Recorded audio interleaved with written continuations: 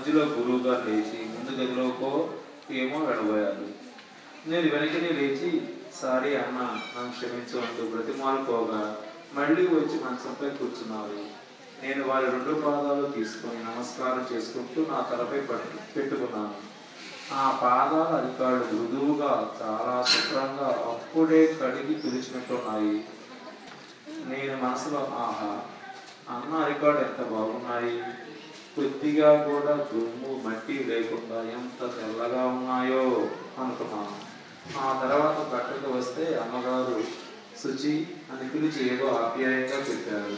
శుచి పాపేది అని నేను అడిగితే అక్కడ ఎవరితోనో మాట్లాడుతున్న చూడు అన్నారు. నేను వెళ్ళి పాపను దగ్గరికి తీసుకుని ఏదో మాట్లాడాను.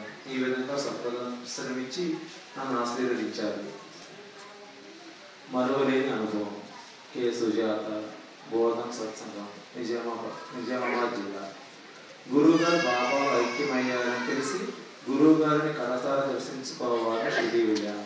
ఆ సమయంలో నేను ఎప్పటికీ మర్చిపోవాలనేటువంటి ప్రత్యేకమైన అనుభవం ప్రసాదించమని గురువు గారిని ప్రార్థించాను. నవంబర్ 18, 2010 రాత్రి సమాధి ఎత్తు పెంచుతూ నిర్మాణం తలపెట్టారు. అందులో సాయనామం చెప్పుకుంటూ పని మొదలుపెట్టాము. నేను, 2 మేస్త్రీలు, ఇంకొక సత్సంగ సభ్యుడు సంతోష్ కలిసి ప్లాస్టరింగ్ పని చేస్తున్నాము. ఇంకా కొంతమంది మగవాళ్ళు కూడా ఆ పని చేస్తున్నారు. ఆడవాళ్ళు మాత్రం ఎవరు ఆ ప్లాస్టరింగ్ పనిలో నాతో పాటు పాల్గొనలేదు. నేను మాత్రం మేస్త్రితో కలిసి పని చేశాను. చాలా పనులు ఒకరి తర్వాత ఒకరు చేస్తున్నారు, కానీ నేను చేస్తున్న పనికి మాత్రం ఎవ్వరూ అడ్డు చెప్పలేదు. ఎవరు షేర్ చేసుకోవడానికి ప్రయత్నించలేదు. ఆ పని రాత్రి 9:30 గంటల నుండి తెల్లవారుజాము 5 గంటల దాకా జరిగింది. అంతసేపు ఏమాత్రం అలసట అంటూ లేకుండా ఎంతో ఉత్సాహంగా చేస్తూనే ఉన్నాము. అన్ని గంటలు ఎలా పనిచేసామో ఇప్పటికీ నమ్మశక్యంగా లేదు.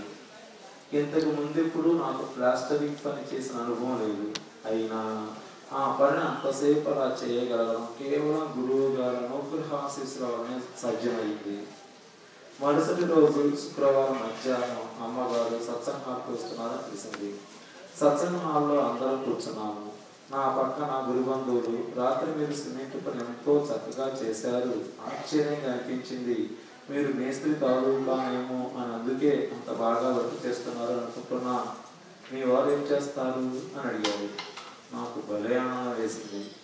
ఆ పనిలో ఏమీ ప్రావీణ్యం లేకపోయినా దాన్ని అంత బాగా చేసే సామర్థ్యాన్ని గురువు గారు అనుగ్రహించారు.